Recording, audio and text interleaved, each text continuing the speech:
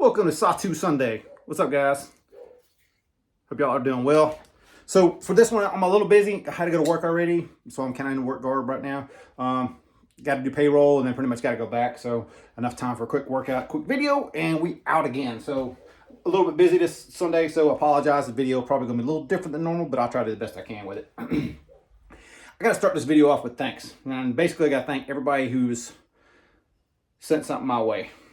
Quite a few you did, and it all happened to be the same week, and I'm very humbled by every one of you, but I need to especially thank a few people. So Denise, thank you. You know what you did.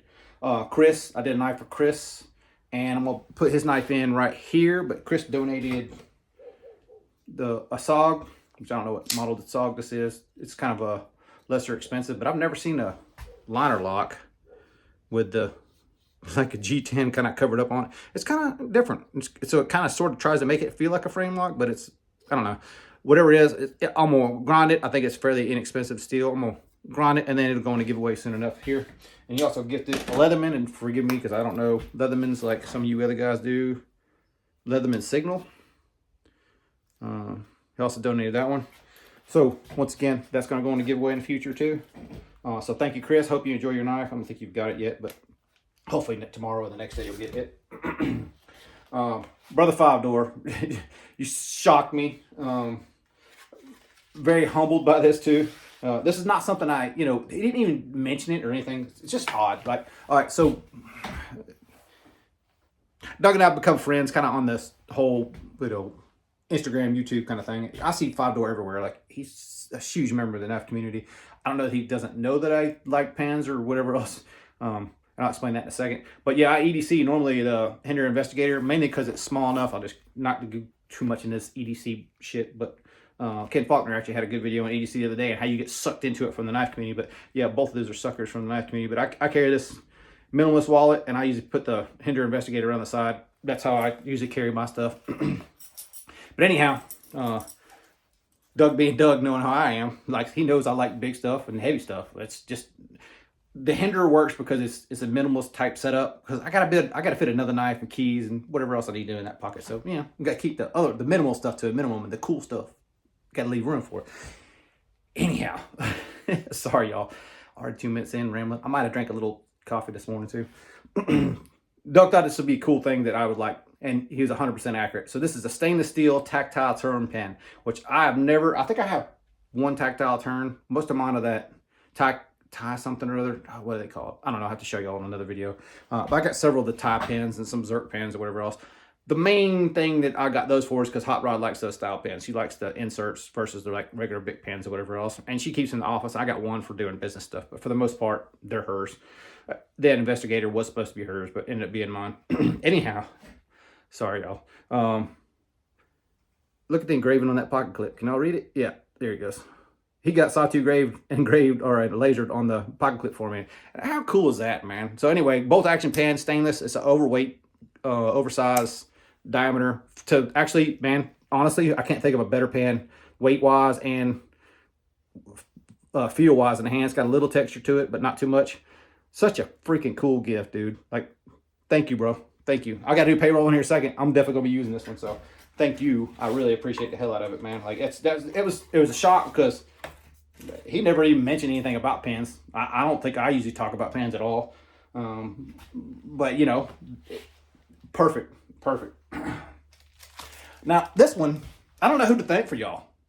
Who to thank of which one of y'all did this. Because I don't know. No name was on it. It just came. But, yeah, I got some stickers. I didn't design it. I don't think I've even said Sawtooth Life, but someone else thought Sawtooth Life. I want to make some stickers, so I got a pack of stickers. Thank you. I don't know who did that, but that was very kind of you. So I guess when I do regrinds, y'all gonna get a sticker from now on. When I do giveaways, y'all get a sticker from now on. Seems like a cool thing to do to me. I just would like to know who to thank. But whoever did it, appreciate it. It's cool as hell. This one was humbling, and I think I'm going to do something different on this one because I'm not going to do what he said. He said, keep it, use it, do whatever you want to do to it. But this is too much, man, honestly, man. So, I don't really know him. Like, we're just friends through Instagram. We're kind of, in the biker community, especially like clubs, they call them kindred spirits. It's just basically like, you know, someone who thinks a lot like you, kind of sort of goes down the same path of life. So this knife thing, we all bond on the knife thing, right? It's definitely the glue that kind of brings us all together. Bikes is kind of the same way, man. Like, there's clubs that are Harley specific or American specific, and then there's just clubs that are like into everything. As long as you ride, you're cool, kind of thing. But no matter what path you're on that, I'm kind of more the latter. I like everything. Like, it's like knife. If you're into knives, we're knife bros, right? We ride, we're riding bros. It's just kind of how I always been. Like, but this dude, like, we connect on a couple levels that way. Like the riding, the knife thing, a little bit of the pew pew thing too. Like, you know, it's like we're kindred spirits, if nothing else.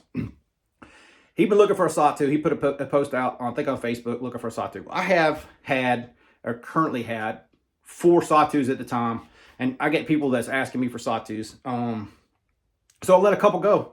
So I'm down basically to 1 now. Technically, I own 2, but Jose wants his back, so I'm just going to hold it to him until he's ready. Actually, I might even just send it back to him and let him pay me when he wants to or whatever. But either way, I'm getting off the subject. Brian sent this, and he gifted it to me, but I'm not going to let it go that way. So I did not do the work. Someone else did the work. This came to me just like it is, and it's a better grinder than I am, because he did a phenomenal job on this compound grind. But Ryan gifted me this Dua. I know the hardware is backwards. It came to me this way. I'm not changing it. So I think what I'd like to do on this Dua is connect you with Ryan. And we're going to sell this for Ryan right here on this YouTube channel. One of y'all wants it. You can tell me basically what you wanting to give for it or whatever else.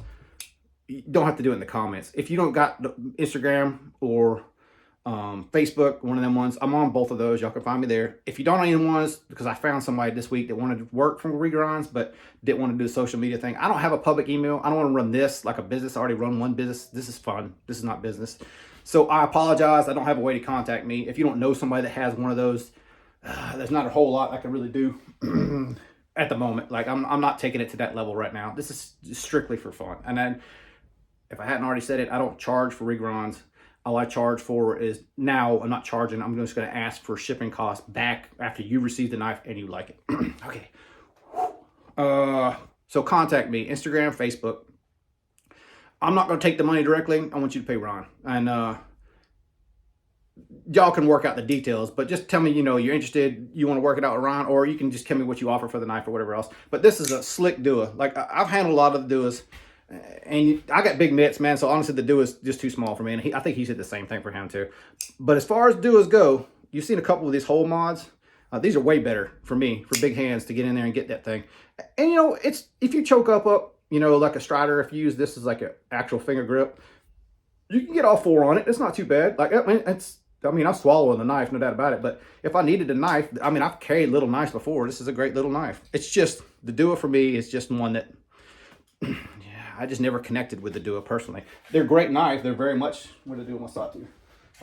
Very much in line with the sawtooth. Like, they'd be a great pair. Like, if I wanted to grind this one to the same way, it'd be a great pair, would it not? I mean, I even contemplated, but man, I just couldn't. I don't want to do this, man. Like,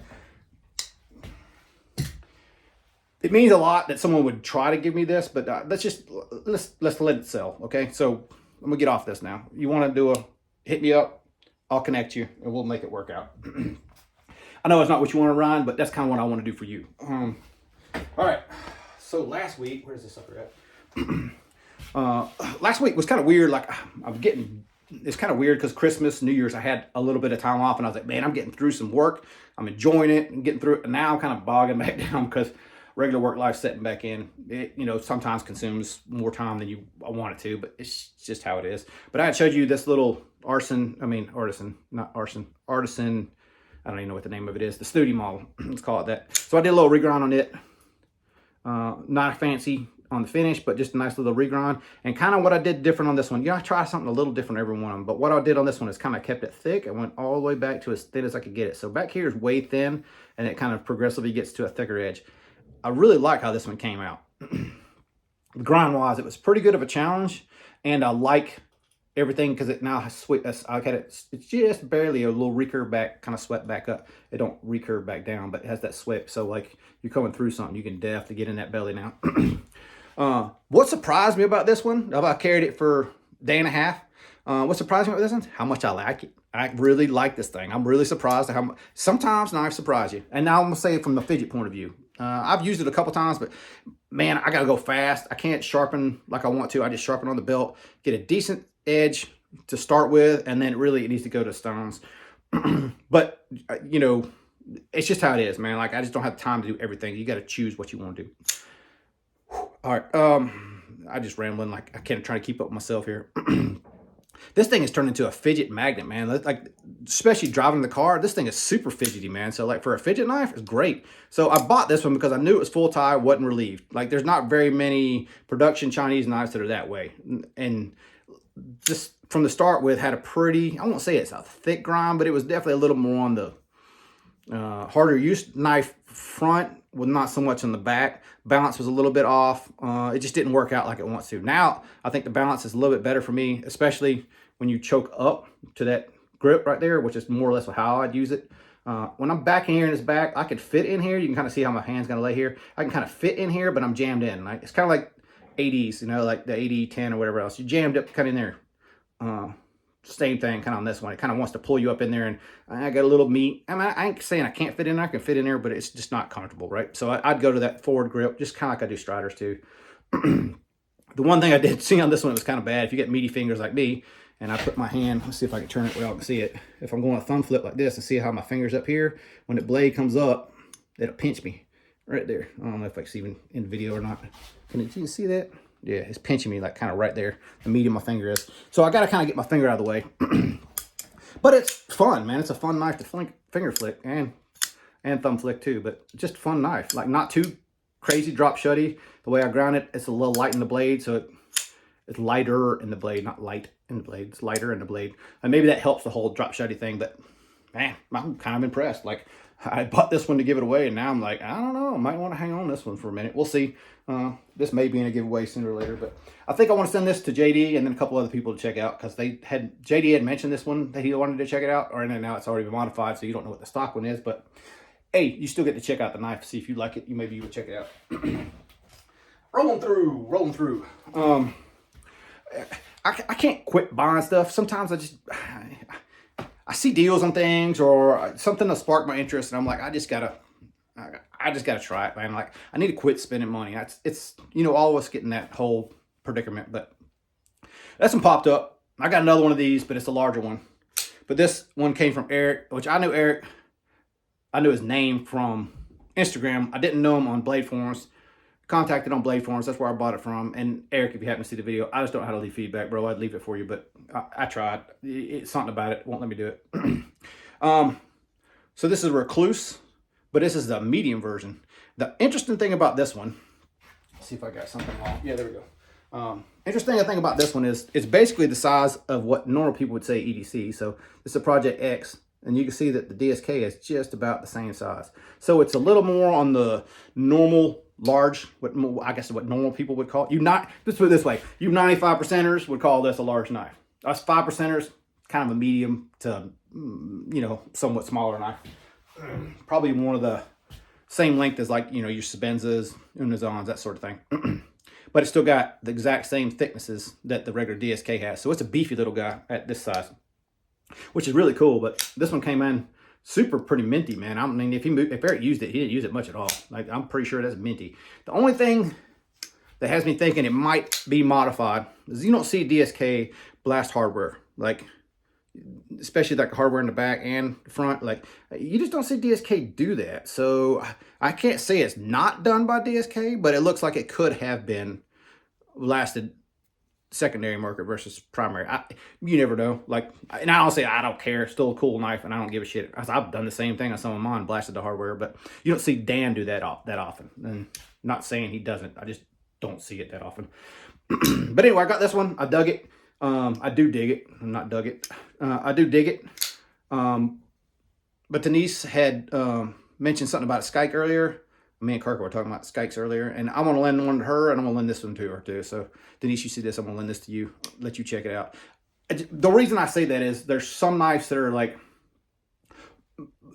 for me anyhow, like Chris and I were kind of talking about this too, Cargo Chris and I, like some knives, like, you know, are going to sit at your house more than say someone else that might use them more. And so I think Denise might like this one more than me. I'm not trying to sell it to her, but if she wants it, it's available kind of thing.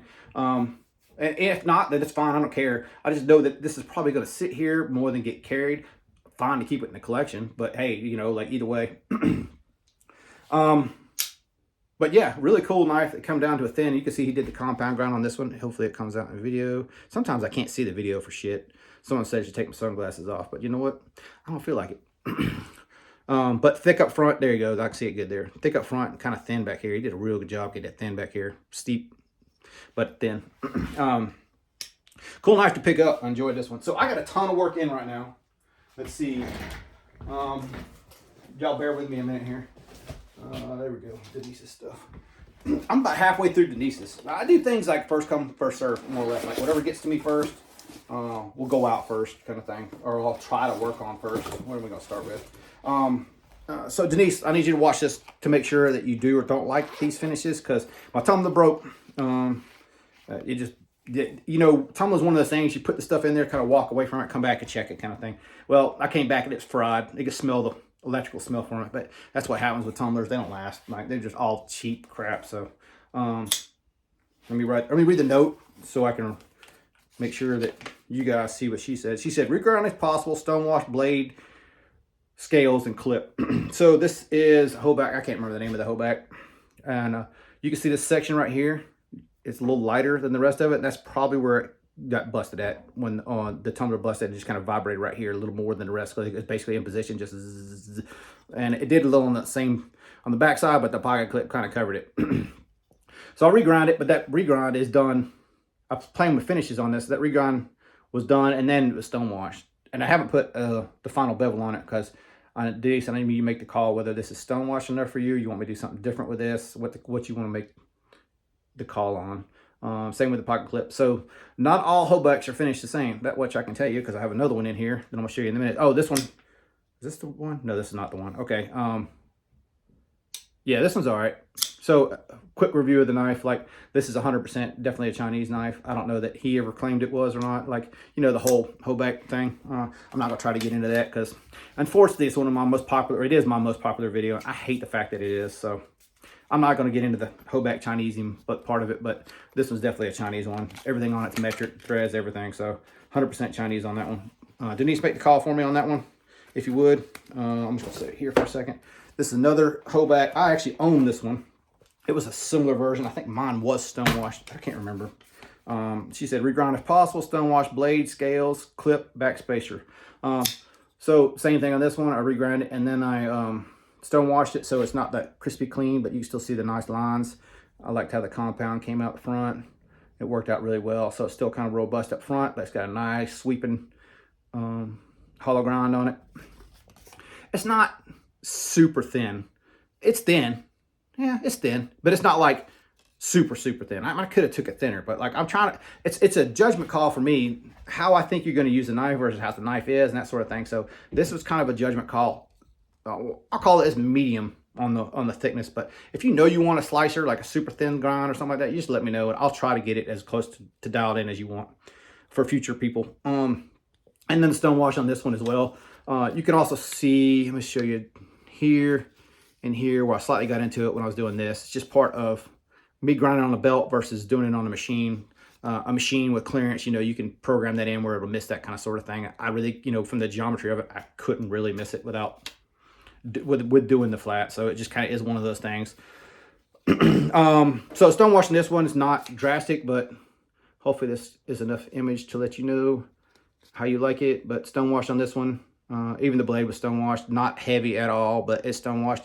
Let me know on the call on that one as well, please, Denise. And I think I got one last one of hers, and the rest of this stuff is going to have to be for next week because obviously I haven't had time to do it yet. Here it is. As I was mentioning, I'm trying to work on finishes. So especially with those two, like I knew I was stonewashing them afterwards. So I did some different progression in belts. Like Kyle gifted me some belts. If I hadn't already thanked Kyle, thank you, Kyle. And the belts that he gave me were different belts than what I had tried. So I was like, you know what? I'm gonna try those and see what happens.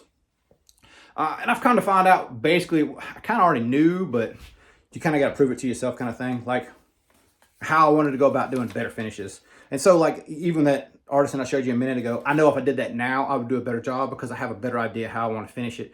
But you got to kind of plan ahead because you can't wait till it's already ground like that and then do the finishing. You got to leave meat on it to be able to remove this meat. It's not much, but enough to, you know, can work your finishes up just like anything, sanding, if it makes sense.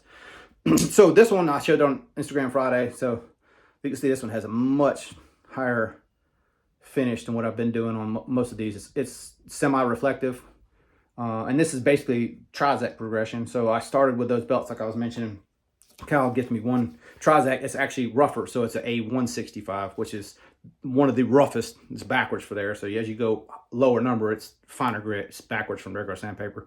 But I finished with an A45. So on this one, she just wanted to fix the lock stock and regrind if possible, stone wash the pocket clip. Unfortunately, this one on pocket clip as well, you see it didn't come out at all, and the finish was horrible on this one. So pretty much as soon as it started tumbling, it's basically just removing the finish. So Denise, let me know what you want to do with this pocket clip. I can finish getting the rest of that black off. We can kind of leave it as is. It's kind of like a dirty, worn look. However you want to do it. I think it kind of actually flows the way it is myself personally, but I like the way that finish came out. Real proud of that finish. A bunch of you guys liked it. And thank you guys for, sorry about the smudges there. Thank you guys for all the kind words. As far as lock stick goes on this one, did I bring it? No. I know Chuck Numface has a video on this. I've seen it a couple people, but Chuck Numface is kind of the guy who steered me in the right direction. It might be old, but if you search for it, you'll find it, and it's called Oxguard. And Oxguard is basically, I think, used in the electrical world. For basically, like if you aluminum wire into like a copper boss or something like that, just dissimilar metals so they won't bond. And that's basically, you put a little Oxguard on there and it'll work. The reason this lock bar is sticky, when I took it apart and looked at it, so inside here, the lock bar, it did have this coating on it. I removed that coating, but it has serrations. It doesn't have a lock bar insert either. It has serrations in the lock bar insert. I've never seen it done before like that. I don't even know why they did that. Maybe that was a technique. This is a little older one. This is a 2014, I believe is what it says. Y'all tell me. I'm blind. I think it says 2014 on it, if I remember correctly. So it's an older ADV. And I, you know, this one, if he said now that these weren't made in China and he's producing like this, I might believe this. The Chinese have progressed in their finishing work. Like you can see tool marks in this one where you can't in some of the newer ADVs. This one I could believe wasn't Chinese made, but it might have been Chinese made in 2014 when they weren't quite getting to that fine level that they are now, as far as the finishing stuff goes. What was I going to say on that? So there's nothing really I can do with the lock stick on this other than suggest the Oxguard. The Oxguard does work, but it's kind of like the pencil or the pen. It just lasts longer, right? It's just one of those things. It's meant to help when to break in. And honestly, it might clear up. I'm not going to sit here and flip it 1,000 times like you probably will. But it needs time to do that. And then I've heard other people have try that Oxguard and have more blade stick, more lock stick because of the Oxguard. So to each his own. It's worked well for me. I've never had a problem with it making it more sticky. It's always worked well for me. Just make sure your pivot's tight, like if the pivot backs out and it gets a little walk, that might be a lubrication to make it work way over. Hopefully it makes sense. All right, so this is pretty much all the work that I've got done this week. I'm about halfway through Denise's Nice, and I got tons of other stuff. I wanted to get into more stuff, like Brother Jose sent me some stuff. Brother Will sent me some stuff. Carco Chris, E&G. I got a bunch more work that I got to get into, but I got to get hers through first, and I got 3 or 4 more nights that I got to deal with on her set, and then get hers out, and then go to the next person kind of thing. So 24 minutes in. Hopefully that's enough ramble for you guys, but I got to roll, man. So y'all be cool. See you next week. Later, y'all.